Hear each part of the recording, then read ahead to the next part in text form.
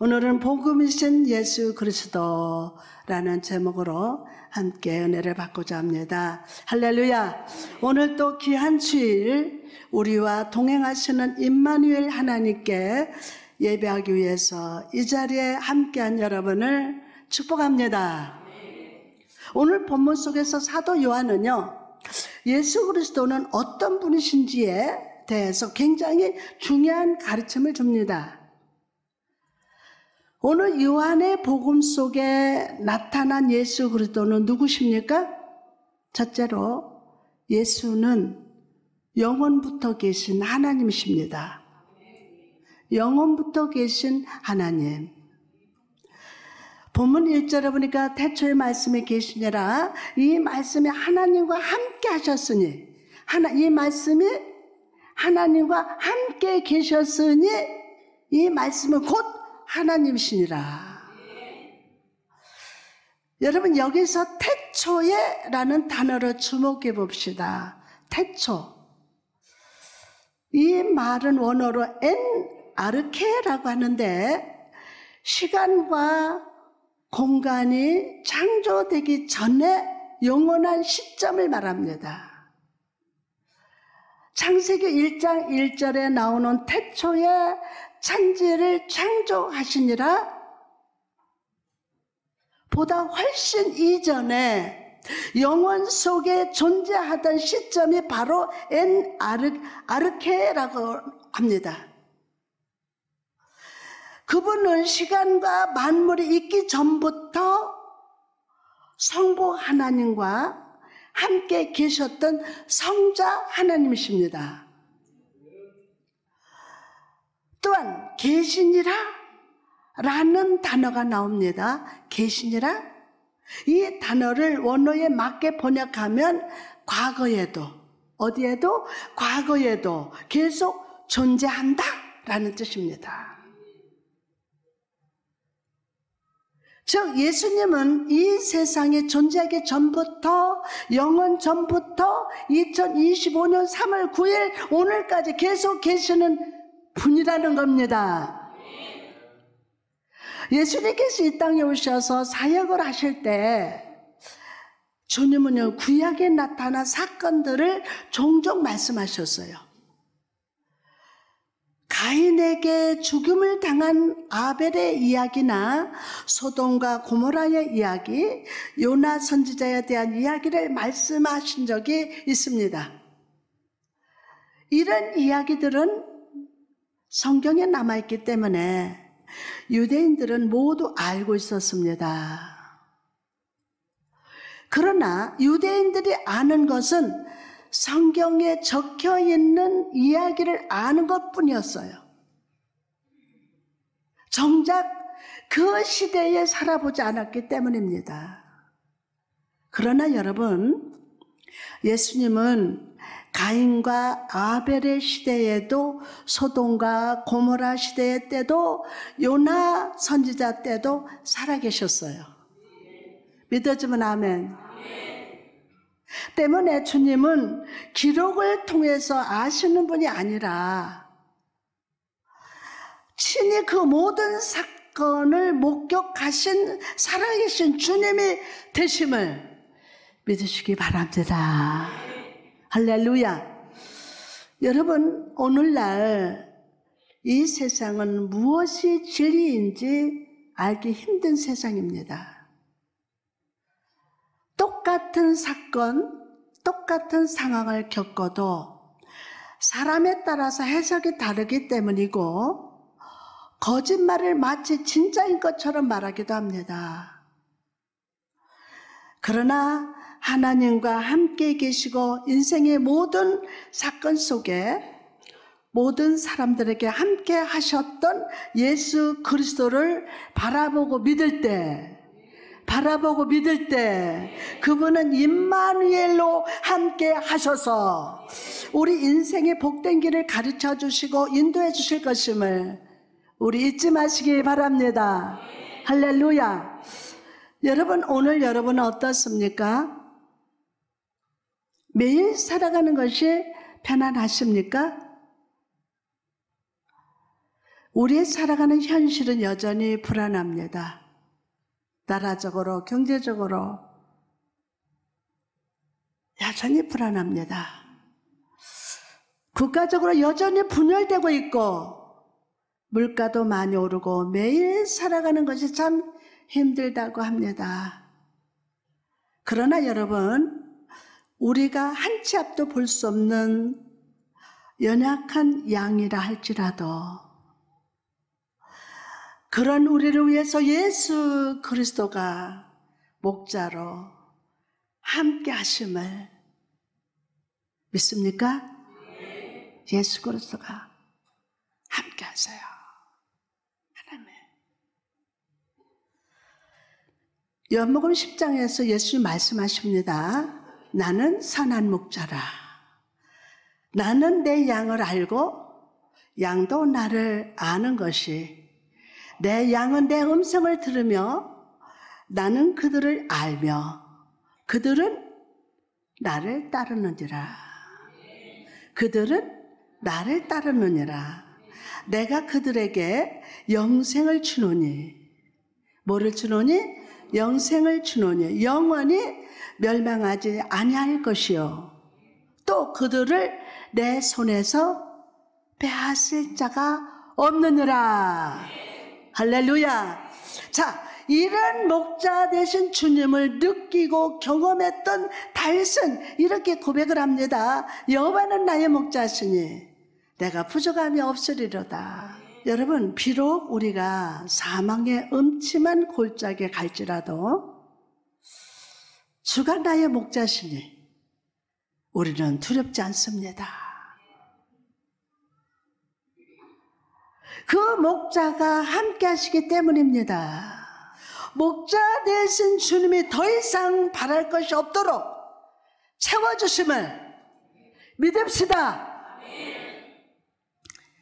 콜럼버스가 미지의 세계를 향해서 항해하던 어느 날 사나운 바람과 거센 파도가 막 밀려옵니다. 오랜 시간 바다를 표류하다 보니 식량도 물도 다 떨어졌습니다. 선원들은 콜럼버스에게 다가가서 두렵고 떨리는 음성으로 도저히 안 되겠습니다. 다시 스페인으로 돌아가야 합니다. 라고 외쳤습니다. 그런데도 콜럼버스는 너무도 태연하게 성경을 읽고 있었습니다. 그리고 선원들에게 이렇게 말합니다. 나는 나침판이나 배의 성능을 믿고 이 여행을 시작한 것이 아닙니다.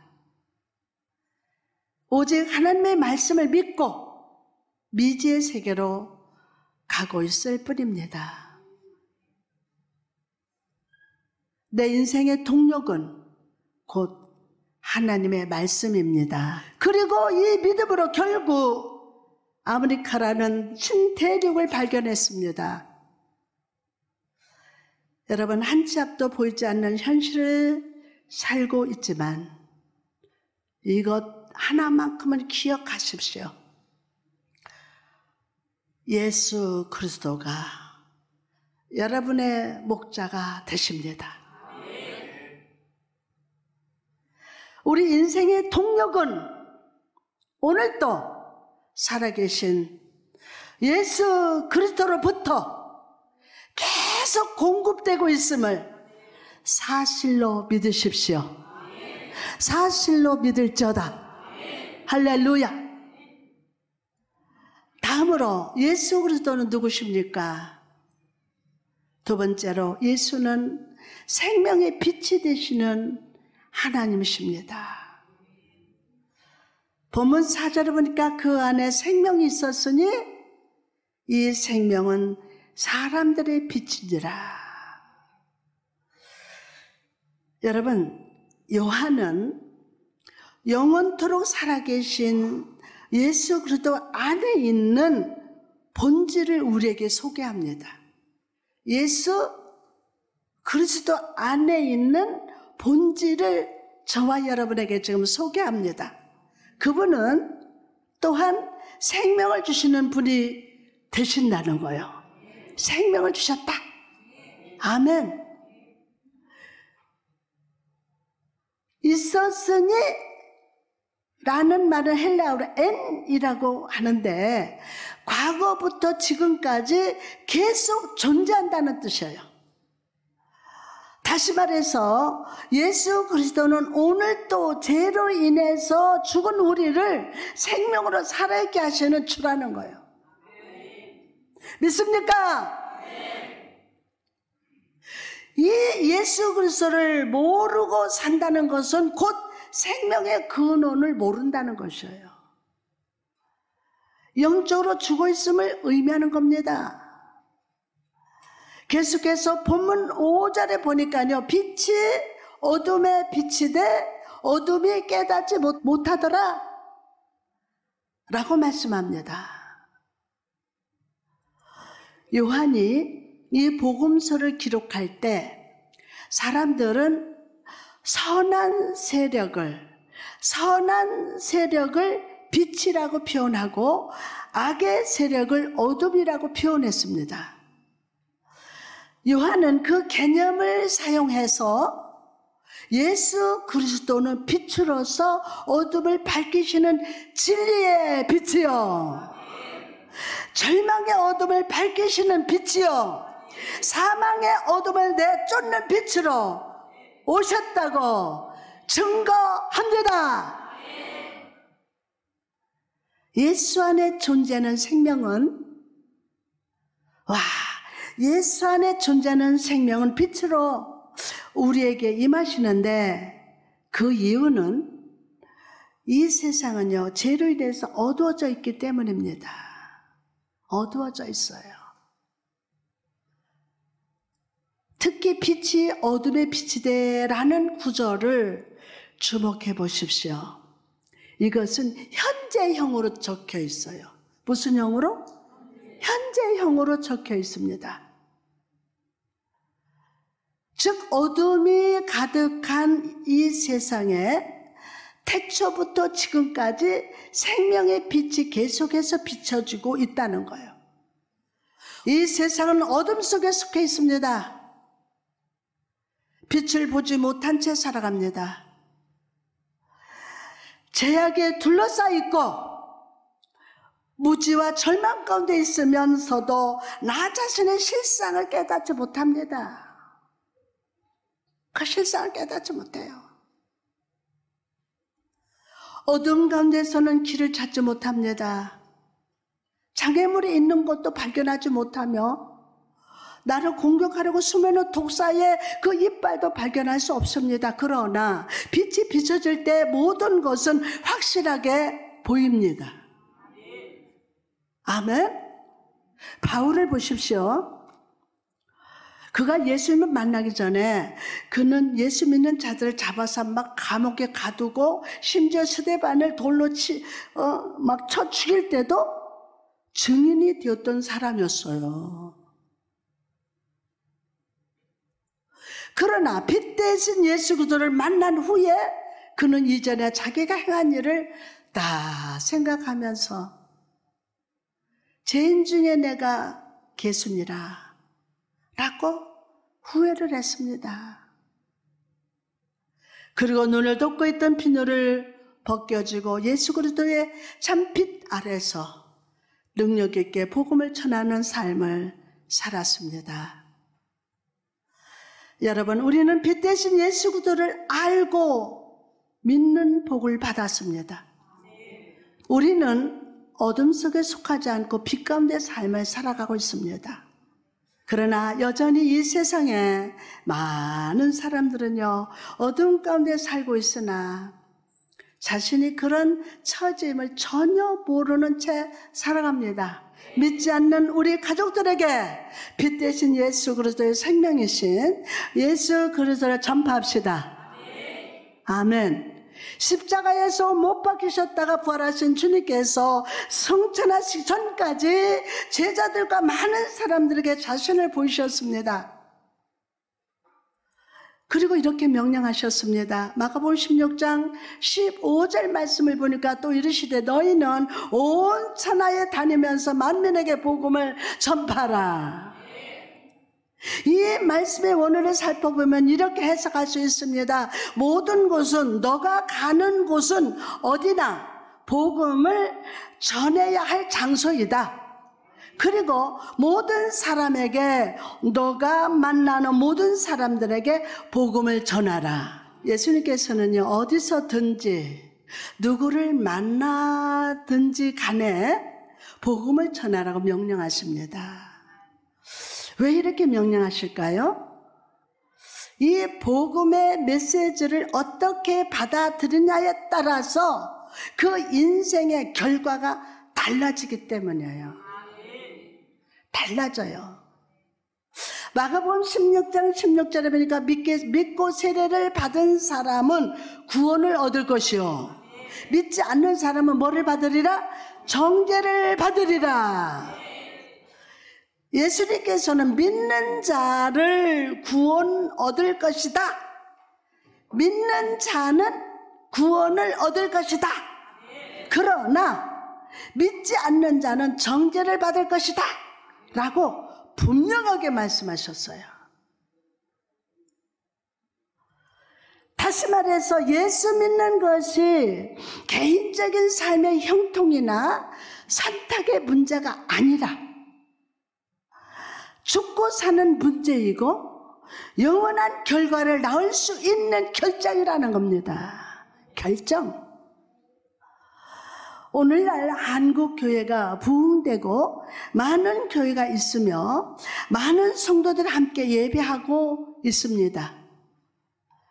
그러나 주의 종된 자로서 심히 염려되고 두려운 사실은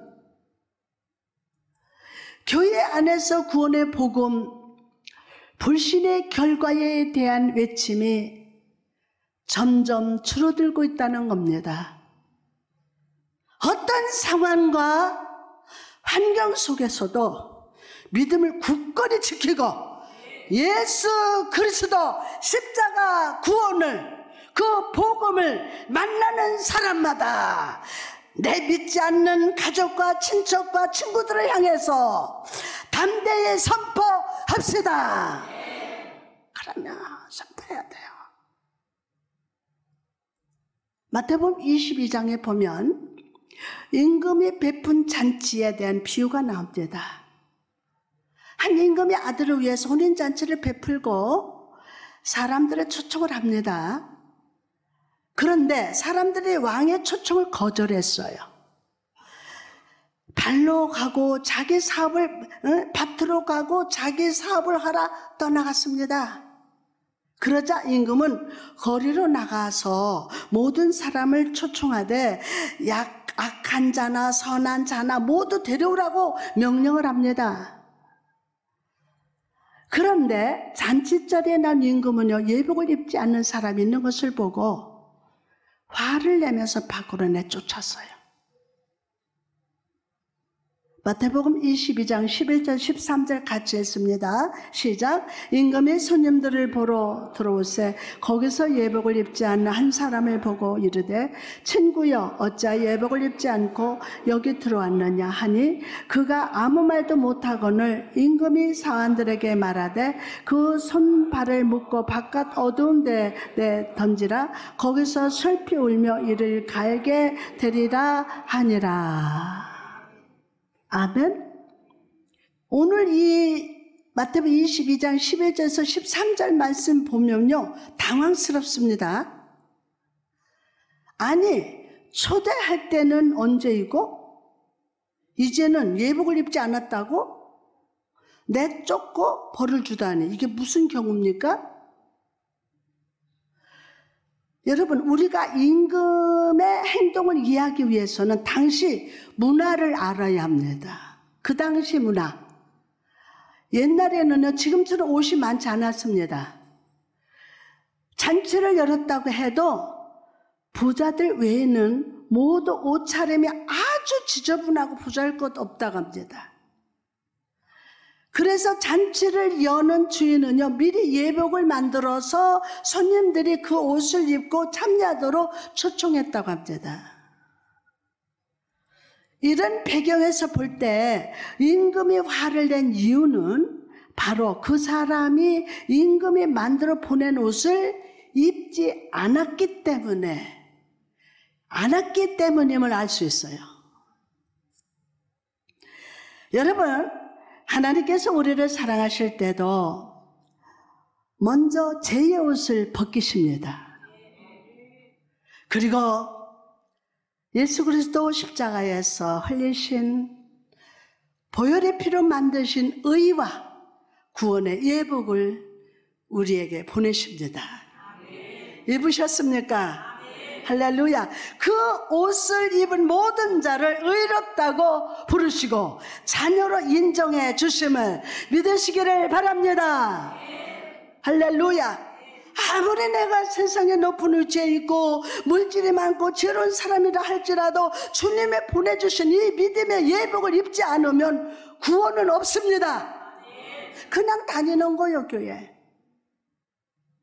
오히려 그 인생 마지막에는 바깥 어두운 곳에 내쫓김을 당하고 이를 갈면서 슬피 우는 지옥의 고통이 기다리고 있을 뿐임을 잊지 마시기 바랍니다.